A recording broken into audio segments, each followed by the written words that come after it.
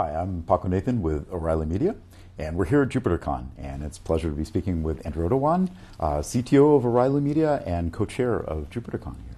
And I wanted to just kind of recap. We're getting toward the end of the conference here. It's been fantastic.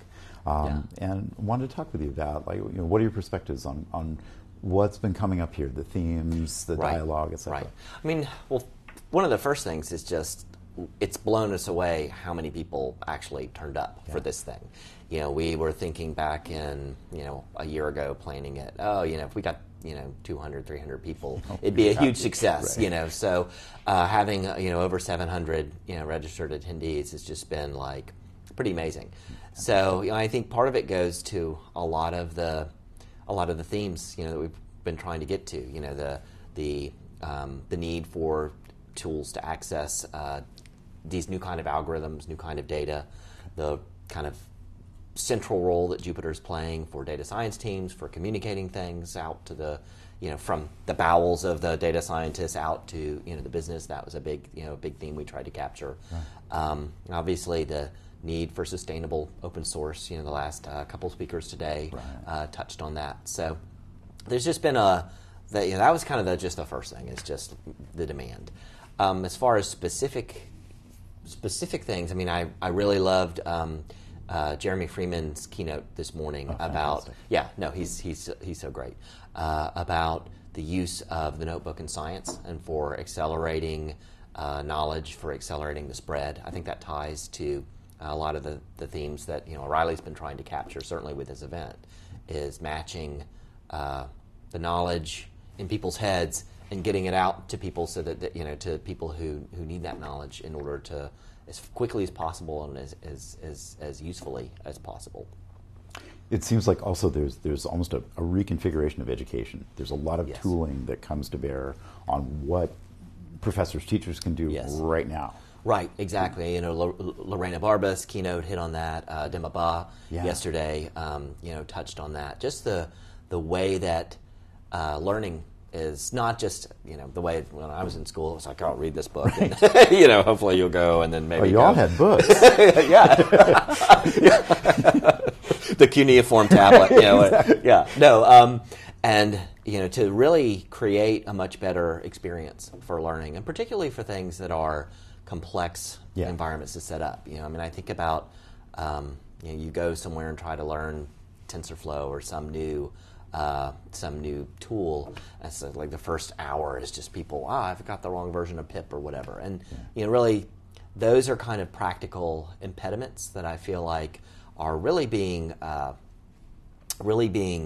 tackled by the Jupyter project. I look at the 1,200 students at Berkeley who are taking who are taking data science as part of history or English or all these connector classes they have. I think it really points to the way that this technology is being democratized and accessible to so many different people, and providing that infrastructure to do it is just a huge service, and that's really exciting. That image that Fernando shared of 1,200 students in a data science class at Berkeley, and it's like one of many classes, as I understand. It's not just, that is a class.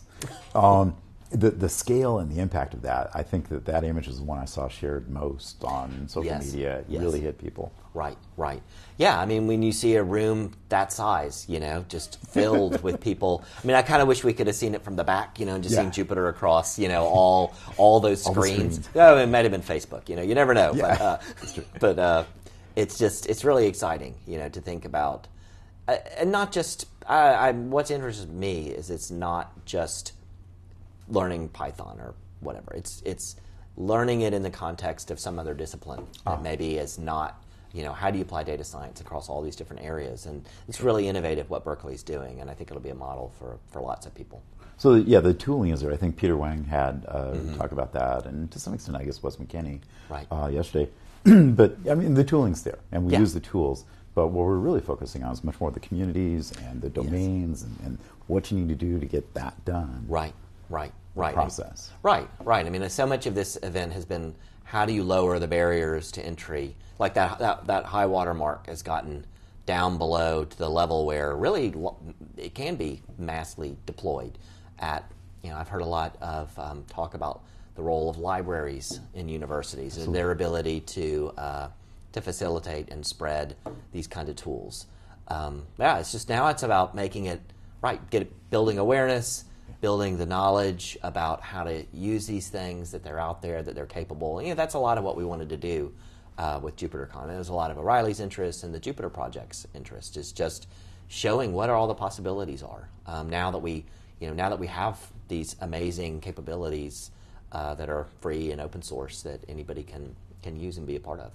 It strikes me also that in a university setting, in a corporate industry setting, these kind of tools, while they may work for 1,200 students in a room at Berkeley, right. it doesn't necessarily require having an entire building of IT that I'm sure Berkeley has a few of those. Right, right.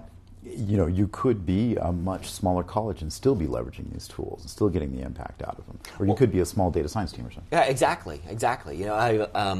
I asked the Berkeley folks, well, how many people do you have? And they were like, oh, well, I'm in the stats department, and then they have a couple people from the project, who help support them. But that's their operations. Oh, really? So it's not buildings. It's not even. Wow, okay. He was like, I'm in IT, but I'm also in the stats department. So I think it's it's become, especially the work that Carol Willing and Uwe Panda and Chris Holtzgraf, and Min, Ragnar Kelly have been doing. It's all really made that Jupyter hub, that ability to share Jupyter and the Jupyter environments en masse. They've really made it very simple using Kubernetes and a Helm package for installing it, and that's kind of what we were able to use for some of the courses that you'll be guinea pigging. Absolutely, yes, I'm a guinea pig. I need my carrots. Right, exactly. That's made it possible to really, make it so that if you're a professor and you just want to create a Jupyter Hub cluster, you just go and follow a few instructions, and you have it. And that's, I think, packaging it is kind of the second wave of innovation. We were at the creation phase. Right. Now we're at the sort of getting it adopted. It's going to become easier to use, more powerful. I think there's a lot of interesting things in Jupyter Lab, which has been another big theme. I didn't get a chance to go down to the user testing, but I'm hoping to get down there later today and kick the tires and see how it's going. It's almost like an expanse of what's happened here. We've got the core of it, and now it's really expanding out. We talked about academia. One thing I'm curious about is how much is industry engaged here? Or was that a surprise, how much industry is engaged? It's not a surprise. Okay. I feel like Jupyter is where something like MySQL was in the early 2000s. Sure. It's inside your organization, everybody's using it, but no one quite knows. No one quite knows yet, And I think bringing that awareness out of, people are like, oh, hey, we're using these tools. I was in a conversation with someone who's like, we were building from industry. I was thinking we were building these interfaces out of our, to our systems and Angular and React, and trying to create all this stuff ourselves. And we were like, and people just wanted to use Jupyter, and so instead they were like, they just made a little kernel, made a nice interface, and now everyone is using Jupyter. So it's becoming such a common way to talk to things. Whether you're in industry or whether you're not. Whether you're in academia or wherever you are.